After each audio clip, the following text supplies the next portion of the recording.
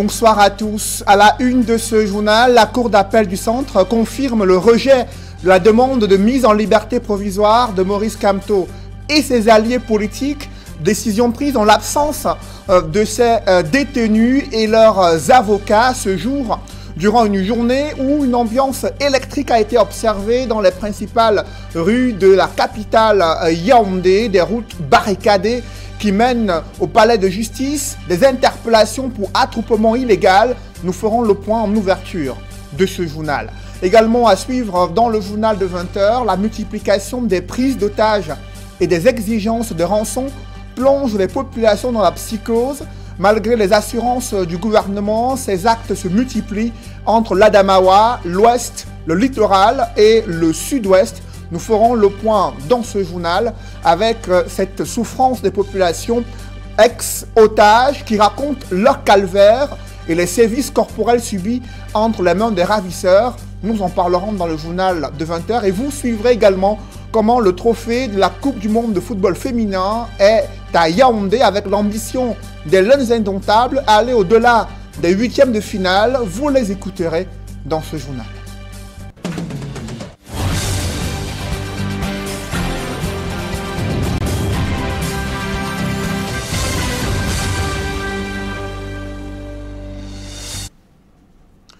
Merci de suivre cette édition complète de l'information sur Equinox Télévision. Selon le porte-parole de Maurice Kamto, la Cour d'appel du Centre a confirmé le rejet de cette demande de mise en liberté provisoire formulée par les conseils de Maurice Kamto et ses alliés politiques. Décision prise en l'absence des détenus qui ont refusé de sortir de leur cellule pour dénoncer la partialité de la justice. Les avocats disent être surpris par cette décision qui a été prise en leur absence.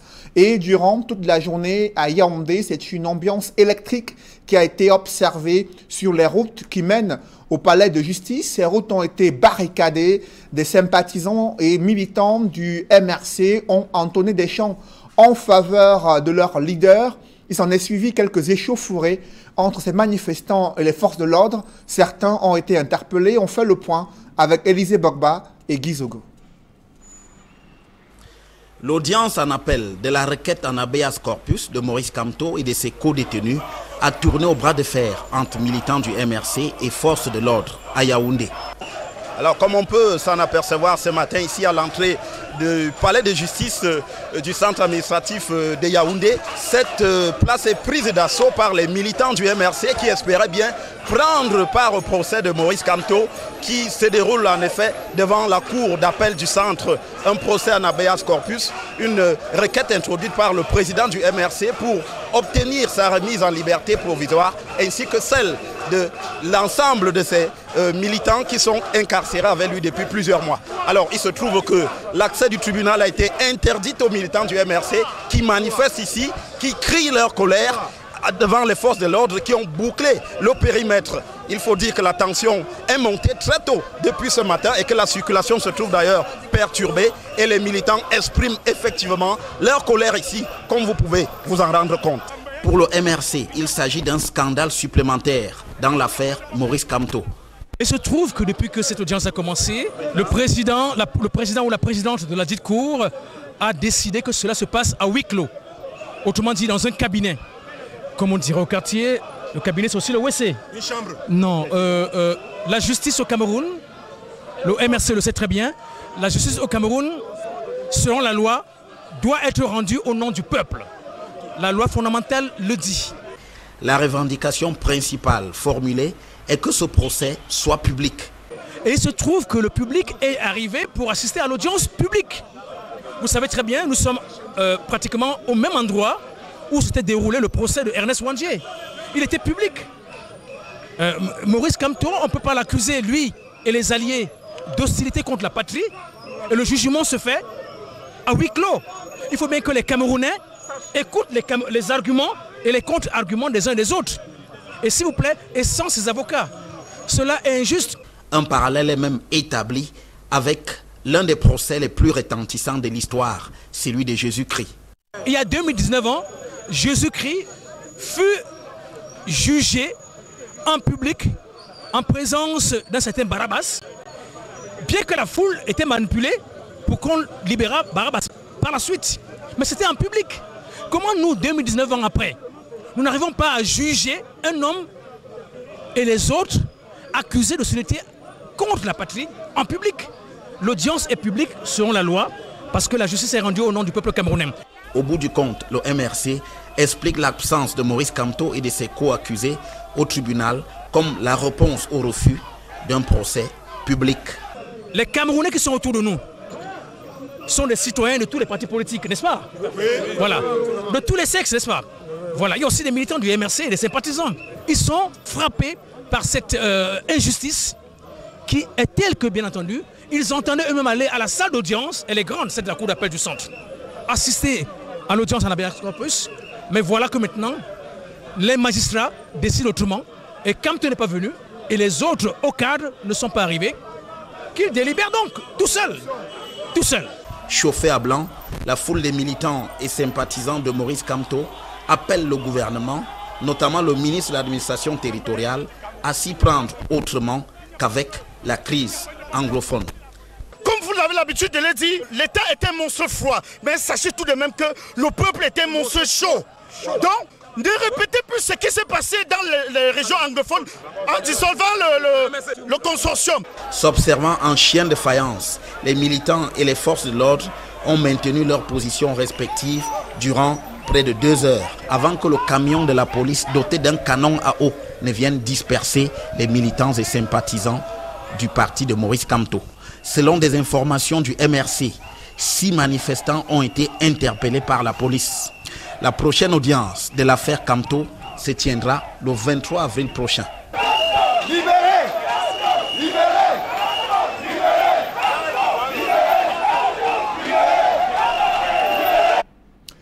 Et voici la dernière nouvelle concernant cette affaire Maurice Kamto. Selon un communiqué de son porte-parole, en l'absence de tout débat au fond et en l'absence des avocats et de ses prisonniers, la cour d'appel du centre a vidé sa saisine et confirmé le rejet de cette demande de mise en liberté provisoire. Selon le porte-parole de Maurice Kamto, ses avocats sont tombés sur cette nouvelle de façon fortuite et au détour d'une banale conversation avec un greffier. Il fait savoir également que 17 personnes ont été arrêtées ce matin alors que la police et la gendarmerie empêchaient l'accès au tribunal aux usagers. Motif, attroupement, manifestation illégale, rébellion et trouble à l'ordre public. 17 personnes arrêtées parmi ces manifestants pro-Kamto ce matin devant la route qui mène au palais de justice à Yaoundé. Et le mouvement pour la renaissance du Cameroun qui vient également de réagir au communiqué du ministre de l'administration territoriale portant interdiction des manifestations publiques du MRC. Pour ce parti politique, une telle décision n'a que pour seul dessein de diaboliser le mouvement pour la renaissance du Cameroun et éliminer un adversaire politique perçu désormais comme une vraie menace pour les autorités gouvernementales.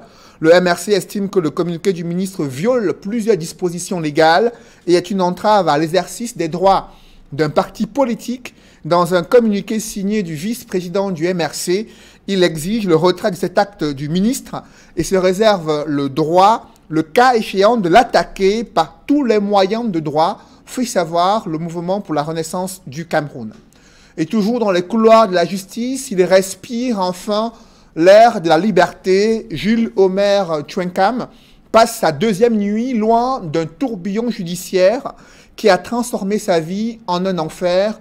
Interpellé en 2009 et incarcéré dans des circonstances troubles, il a passé près de 10 ans sans être jugé. Il a fallu attendre 2019 avant qu'il soit condamné à 10 ans de prison et finalement libéré après avoir passé ces 10 années en prison. Le récit de sa sortie de prison, ses premiers mots, c'est avec Emmanuel Diop et Guy Zogo. Jules Omer Chwenkam est libre. Après 10 ans d'incarcération, il vient de recouvrer la liberté. Mais son élargissement a traîné en longueur. Annoncé initialement avant 12 heures, c'est finalement à 19 heures qu'il a franchi les portes de la prison centrale de Kondengui en homme libre. Ça n'a pas été facile. Vous pouvez déjà voir depuis combien de temps vous êtes là. C'est aussi comme ça que ma procédure a traîné. Et c'est pratiquement après 10 ans et 2 mois que j'ai finalement eu une issue à cette procédure. Désormais, il peut reprendre une activité normale, comme emprunter un taxi et souhaiter obtenir des choses sans en référer à personne, à l'instar du vœu qu'il aimait de voir ses proches. J'ai très envie de retrouver mes enfants qui sont du côté de Douala et ma maman qui est du côté d'Akonolinga. Sa gratitude d'homme libre, il l'adresse à ceux qui se sont mobilisés pour lui. J'ai une pensée pour ma famille, ma maman, mes enfants et tous mes amis qui se sont mobilisés pour ma libération aujourd'hui, pour qu'ils puissent être devant vous aujourd'hui. Je remercie particulièrement David Eboutou, mon frère, et Maître Fous et tout son collectif, Maître Oye et tout le reste. Il n'en reste pas moins que tout en étant hors de la prison de Kondengui, il en garde un souvenir. Peu amène. Le bâtiment que vous voyez derrière moi là, c'est, pour ne pas exagérer, c'est un enfer. Donc j'ai beaucoup de chance d'être vivant aujourd'hui et d'être devant vous. Je ne vais pas revenir sur tout ce que j'ai vu là-dedans, mais peut-être dans l'avenir je le ferai. Il en subit d'ailleurs désormais les conséquences pour ce qui est de sa santé. David, entre dans la voiture, entre dans la voiture. Aujourd'hui, j'ai une tension à 16 et parfois même je monte à 17. Je ne suis pas entré dans cette prison avec la même tension. Bon, j'ai à un moment aussi failli développer ce que les médecins appellent, je ne sais pas trop, le stress diabétique. J'ai même dû acheter un glucomètre pour tous les matins prendre ma glycémie à jeun. Donc je suis franchement touché. Son sort a même déteint jusque sur sa mère, dont l'évocation l'étreint d'émotion. En dehors de moi, ma maman est aujourd'hui très malade. Ma maman est très malade du fait de mon incarcération. Je suis son seul et unique enfant. Donc, non seulement ça n'a pas été difficile, ça n'a pas été facile pour elle, comme ça n'a pas été du tout facile pour moi. Mais je suis content d'être là. Malgré tout, il a retrouvé la liberté. Sa femme, qui ne l'a pas laissé tomber pendant son calvaire, son domicile temporaire à Yaoundé, de 10 ans tout de même, et surtout l'air qu'il n'a pas arrêté de humer, en expliquant ne pas encore réaliser ce qui lui arrive. Jules Omer Tchouenkam avait été interpellé à Konolinga le 23 janvier 2009 et placé en détention préventive à la prison centrale de Kondengui le 12 février 2009 suite à des démêlés avec certaines autorités administratives de la ville d'Akonolinga qu'il avait accusé de détenir des armes. Des accusations qui se sont avérées infondées. Depuis lors, son affaire avait été renvoyée 129 fois. C'est finalement après la mobilisation de la presse que l'affaire avait été mise en délibéré pour le 2 avril dernier par le tribunal militaire de Yaoundé. Celui-ci l'a finalement condamné à 10 ans de prison, soit le temps qu'il aura passé en détention préventive. Restons à Yaoundé où le réveil a été difficile au quartier Nsam au lendemain de l'accident qui a impliqué un bus de l'agence Garantie Express. Le bus en question a perdu l'usage de ses freins et dans sa course folle, il a percuté de plein fouet des commerçants, des motos-taxis, mais également plusieurs autres commerces avant d'échouer sa course folle sur une poissonnerie et il y a de nombreux dégâts humains et matériels. Le récit des faits avec Élisée Bokba et Marcelin Gransop. Le réveil a été difficile au quartier Sam, précisément dans les encablures de la compagnie de transport Garantie Express. Que de questions qui brûlent les lèvres au sujet de cet accident qui s'est produit lundi dans l'après-midi, alors que de paisibles citoyens vaquaient à leurs occupations quotidiennes. Et puis boum, débandade totale. J'ai compris le bruit. Quand je me lève maintenant pour aller regarder le bruit, je constate déjà que la voiture est au niveau de la station. J'étais déjà en train d'écraser les plats et tout et consorts. Tu vois un peu, c'est où moi j'écris que fuyez. La voiture était déjà au niveau d'ici. Au bilan, et selon des témoins, des morts dont le nombre n'est pas précis, des blessés graves, dont certains dans un état critique, et une dizaine de véhicules et motos réduits en amas de ferraille, sans compter les boutiques et autres comptoirs de fortune, écrasés par le véhicule dans sa course folle. Je me lève maintenant pour aller regarder où la voiture s'est trouvée, non? J'ai constaté maintenant qu'il y avait une fille là en bas du pont là. Déjà que la voiture a émietté la piste. Je fais donc tirer la fille. Tu vois un peu? Quand je tire la fille, je la pose là. Je dis que non, ne crie pas. Quand je le mets là, je constate encore un dégât là en bas. Je descends maintenant pour sauver aussi l'autre. Il y a un gars là qui a traversé la route, on a soutenu celle-là. On l'a posé au niveau du trottoir. C'est où maintenant les gens sont venus. J'ai constaté maintenant que la voiture est partie donc alors se positionner à la poissonnerie. À l'origine de ce drame que personne n'a vu venir, la rupture du frein du gros porteur de Garantie Express. Le chauffeur, pris de panique, va orienter le véhicule vers une poissonnerie de la place, là où il achèvera sa course contre un mur, après avoir fait d'énormes dégâts humains et matériels. Un énième accident qui vient rappeler l'impérieuse nécessité de mettre de l'ordre dans le secteur des transports. Comment comprendre qu'un bus d'une agence qui n'est pas nouvelle puisse manquer de frein au point de s'aimer la désolation en plein centre-ville? Une autre patate chaude entre les mains du ministre des Transports qui vient d'engager une opération d'assainissement dont les résultats sont plutôt mitigés. Dans le reste de l'actualité, la ville de Mbanga est-elle devenue une cible privilégiée pour les bandes armées parties du sud-ouest? La question se pose avec acuité à la suite d'une nouvelle attaque ayant abouti à l'enlèvement de 4 cultivateurs. Finalement, l'un d'entre eux est mort, 3 ont retrouvé la liberté dans des conditions qui restent encore floues et leur famille sous le choc, traumatisée par ces séries d'attaques dans la ville de Mbanga, limitrophe avec d'autres localités des régions anglophones en proie à de violences meurtrières. D'autres précisions avec Jacquino Molon et Jean-Paul Chouniat. La psychose des kidnappings à répétition est omniprésente dans la ville de Mbanga après l'enlèvement de trop qui a coûté la vie à un cultivateur dans sa plantation sur les rives du fleuve Mungo. Hier, on parlait du sud-ouest, nord-ouest. Mais aujourd'hui, le Mungo est franchement déjà miné. Avec tout ce qu'on vit et ce qu'on voit là, ça fait franchement peur. La famille du disparu, un certain Jean-Pierre, est inconsolable. Elle fait le deuil sans la dépouille du défunt qui aurait été enterré de l'autre côté du fleuve Mungo. La femme du monsieur nous fait savoir que ces gens-là l'ont contacté pour dire que le monsieur est décédé des suites des blessures au pied. Mais nous ne sommes pas encore sûrs parce que nous n'avons pas le corps de la victime. Sur les 4 personnes enlevées dans leur plantation, 3 ont eu la vie sauve après versement d'une rançon à leurs ravisseurs. Ville essentiellement agricole, les cultivateurs de Mbanga redoutent à remettre les pieds dans leurs champs. Nous vivons dans la peur. Et quand nous vivons dans la peur comme ça, ça ne va pas.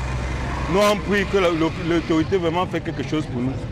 Tous nos produits agricoles, cacao, tout ça, ça va pourrir au champ. Du moment où il ne peut plus aller au champ, il va rester à la maison. Et c'est le chômage et c'est la faim qui va installer à la maison, puisque quand il ne va pas au champ, les enfants ne vont pas manger. Depuis la série de kidnappings, les autorités administratives et forces de sécurité ont presque perdu le sommeil dans la chasse des ravisseurs venant du sud-ouest.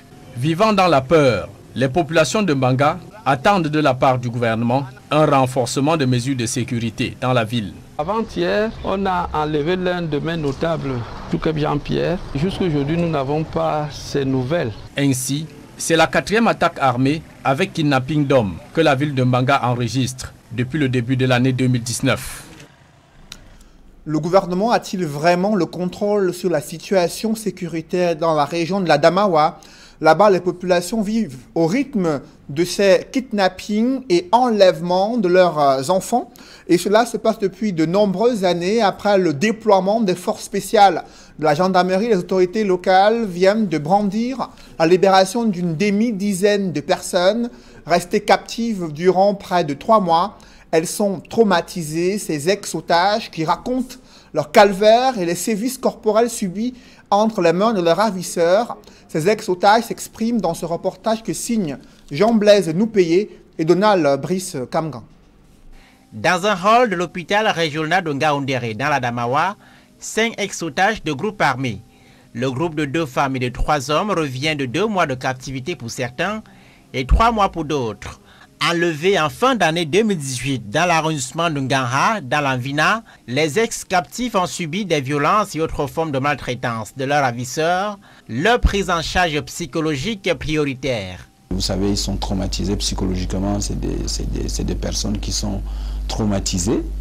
Donc, il est question donc de les hospitaliser pour leur faire un suivi psychologique. Nous allons également faire un certain nombre de bilans, les bilans sanguins, les bilans radiologiques, parce qu'il y a quand même des lésions anciennes de traumatisme. Les autorités locales sont peu précises sur les conditions exactes de leur libération, mais indiquent qu'aucune rançon n'a été versée aux ravisseurs. Pour le gouverneur de la région de l'Adamawa, la présence d'un contingent de 130 éléments du groupement polyvalent d'intervention de la gendarmerie nationale en renfort dans la région a créé la frayeur chez les ravisseurs.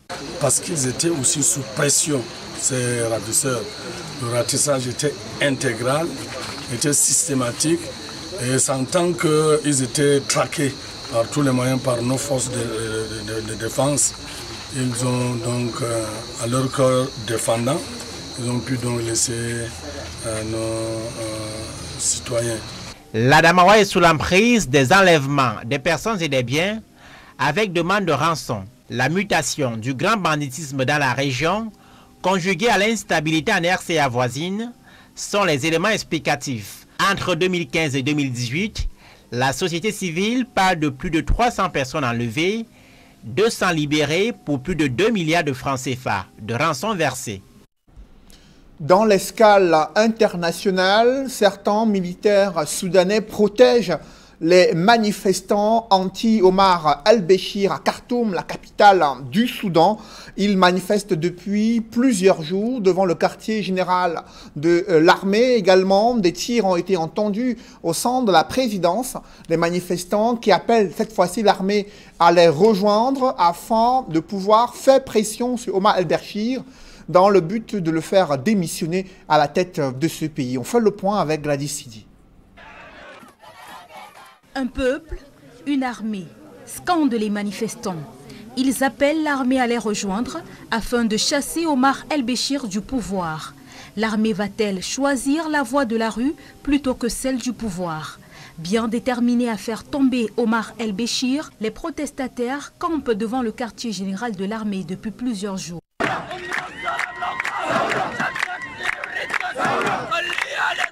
La police anti-émeute a tenté de disperser la foule à coups de gaz lacrymogène. Mais certains éléments de l'armée protègent les manifestants. Pour l'instant, la position de l'armée n'est pas claire. Si des militaires protègent des manifestants, tirent en l'air pour repousser les forces de police, officiellement le ministre de la Défense refuse de laisser sombrer le pays dans le chaos. L'armée comprend les aspirations populaires, mais ne peut pas laisser le pays sans sécurité. Si la contestation est née de la hausse du prix du pain en décembre dernier, c'est désormais la chute du régime que les Soudanais révoltés espèrent, ainsi que la mise sur pied d'un gouvernement de transition. Le bilan des manifestations enregistrées depuis le week-end dernier fait état d'au moins 7 morts. D'après le ministère de l'Intérieur, près de 2500 personnes ont été arrêtées en marge des rassemblements qui se poursuivent. Parlons à présent du football féminin. Le Cameroun ambitionne d'aller au-delà des 8e de finale de la Coupe du Monde de football féminin prévue en juin prochain. L'objectif a été fixé en présence du trophée de la compétition à Yaoundé. Le public a assisté à un match d'exhibition, également la présentation du trophée de la Coupe du Monde de football féminin. D'autres précisions avec Aïk Cyril. Sous les yeux de Gaëlle Nganamut, ambassadrice de la FIFA, le coup d'envoi spectaculaire pour un match d'exhibition entre une sélection des joueuses de l'équipe nationale et la formation d'Amazon Fab de Yaoundé. Puis une partie de grassroots avec de jeunes enfants qui tapent à peine dans un ballon de football. Le Cameroun accueille à sa manière le trophée de la Coupe du Monde de football féminin. La cérémonie organisée au stade militaire de Yaoundé succède à une autre tenue à l'hôtel Hilton, où le trophée a également été exhibé. Pour la Coupe du monde de football féminin en France, les objectifs du Cameroun sont clairs. Faire mieux que de la simple figuration. L'essentiel pour vous et vos coéquipières n'est pas seulement de participer. Le Cameroun ayant atteint un niveau qui suscite de l'admiration, le Cameroun se doit de faire plus qu'il y a 4 ans au Canada, lorsqu'il a réalisé une performance inédite en parvenant au 8e de finale de la prestigieuse compétition. Le message est adressé aux joueuses. En leur nom, Gaël Nganamut promet de donner du sourire aux supporters des Lions indomptables. Nous savons tout ce qui nous attend en juin.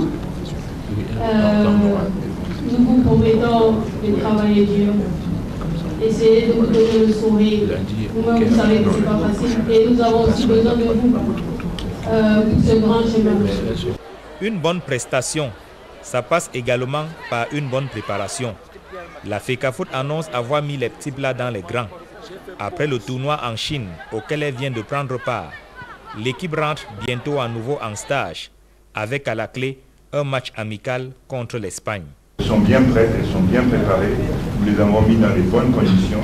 Elles ont participé à ce tournoi en Chine avec des résultats que vous connaissez. C'est une première étape. Elles sont en train de monter en puissance et avec une dernière préparation qui va se dérouler ici au Cameroun et après dans le sud de l'Espagne, où elles auront aussi des matchs amicaux, et notamment un match de préparation avec l'Espagne.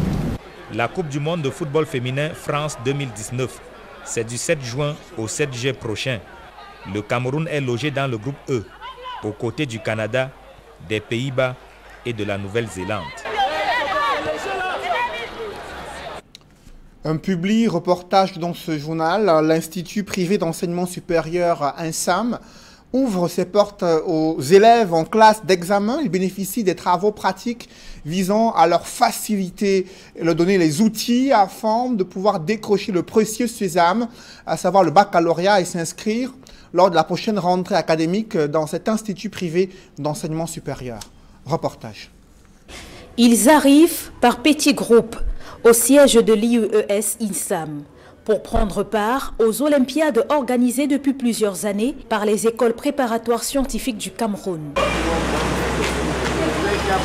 Les EPS Cameroun, en abrégé EPS, signifie École préparatoire scientifique du Cameroun. Chaque année, les EPS Cameroun accompagnent les enfants dans la recherche de leur baccalauréat et facilitent l'insertion dans les grandes écoles du Cameroun, c'est-à-dire les écoles d'ingénierie, les écoles d'enseignement et les écoles d'enseignement général et technique. Tous les candidats qui ont participé au challenge auront déjà une réduction de 15 000 francs sur tous les concours qui seront faits pendant la préparation.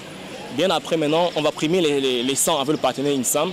Un partenariat gagnant-gagnant qui vise à mieux préparer les futurs étudiants. Nous avons pu développer et signer ce partenariat entre les EPS et notre école parce que les EPS, École préparatoire scientifique du Cameroun, est de nos jours le leader incontesté en matière de prépa concours au Cameroun. Tout participant, tout challenger recevra des bourses allant de 50 à 100 000 francs de l'UE-INSAM pour pouvoir bénéficier de nos formations académiques. Et les lauréats seront au nombre de 50. Parmi les 950, on va primer 50 lauréats. Et ces lauréats devraient recevoir une bourse spéciale variant de 125 000 à 150 000 francs. À côté des EPS, INSAM a mis sur pied le projet Prépa-Bac pour donner aux élèves de classe de terminale, toutes séries confondues, des rudiments nécessaires pour braver les épreuves du baccalauréat. Il est question pour l'élève de terminale de recevoir des déblocages systématiques, des rattrapages spectaculaires grâce à des TD, travaux dirigés de référence, donnés par des professeurs hors échelle de lycée et des professeurs de classe préparatoire et nos professeurs de l'IUE-INSAM. À IUES-INSAM, l'atout majeur, ce sont les certifications qui jouent le rôle de complément de diplôme. Parce que je me suis rendu compte que partout dans le monde, les certifications servent de complément de formation. Qu'est-ce que ça veut dire? J'ai un jeune qui a sa licence dans tel domaine. Je peux lui faire une certification comme complément de diplôme. Notre étudiant, quand il a sa licence ou son BTS et qu'on il apprend qu'on recrute quelque part. Ils vont se présenter 200, 300 pour 10 places. Quand tout le monde va dire, bah, j'ai ma licence, j'ai mon BTS, oui, machin, on va dire d'accord, en plus de ça, qu'est-ce que vous avez? Quand on va lui dire, j'ai 2-3 certifications en e-money, ou en journalisme, ou en télécommunication, ou en télémédecine, il n'y a plus combat, il n'y a plus match. Ils vont être 2, 3, 4 ou même 20, mais qui vont se démarquer par rapport aux autres. Donc le diplôme actuel ne suffit plus. Il faut compléter ce diplôme. Et les jeunes qui viennent là, je leur dis, s'il vous plaît, en dehors du diplôme classique auquel nous vous préparons, nous allons vous aider à gérer le passage de l'université au monde de l'emploi. Ce passage va se gérer grâce aux compléments de diplôme, et ces compléments de diplôme, c'est nous qui les dispensons. L'IEES INSAM, c'est 24 années d'expérience au cœur de l'enseignement supérieur au Cameroun. Premier national BTS et DCEP en 2015. Mesdames, messieurs, c'est la fin de ce journal. Merci de l'avoir suivi. Juste après cette édition de 20h, retrouvez Serge Alain Otto et ses invités pour le débrief du journal sur le plateau d'Equinox Soir. Serge Alain. Le mouvement pour la renaissance du Cameroun réagit après la sortie de Paul Tangandji la semaine dernière. Le vice-président du MRC qui signe ce communiqué qui vient d'être rendu public déplore une tentative de ministre de l'administration territoriale de vouloir museler le MRC et éliminer un adversaire politique qui, selon le MRC, fait peur aux autorités gouvernementales. Le MRC appelle le gouvernement a retiré cet acte du ministre de l'administration territoriale, sinon il se réserve d'utiliser tous les moyens de droit. Ils estiment qu'ils sont un parti politique qui doit s'exprimer et également manifester selon le respect de la constitution camerounaise. Ils ont réagi dans un communiqué signé de 2 pages visant à se désolidariser de ces casses qui ont eu lieu dans les ambassades à Paris et à Berlin et dont le gouvernement continue d'accuser le mouvement pour la renaissance du Cameroun. Omar Hassan Al-Bashir, la pression de la rue aussi. Après l'Algérie, ce sont des Soudanais qui sont mobilisés depuis plusieurs jours dans les rues des principales villes soudanaises. Et à la grande surprise, ils ont été protégés par certains soldats soudanais qui seraient favorables à cette manifestation. D'abord contre la vie chère, ensuite contre le gouvernement soudanais et aujourd'hui, ils demandent le départ de Omar Al-Bashir. Voilà, madame, monsieur, c'est donc l'essentiel, l'Equinox Soir. Deuxième partie, bonne soirée à vous, Cédric. Bonne soirée à vous, Serge Alain. Rendez-vous demain 20h. Rendez-vous demain 20h. Madame, monsieur, dans un instant, la suite Equinox Soir avec nos 4 invités.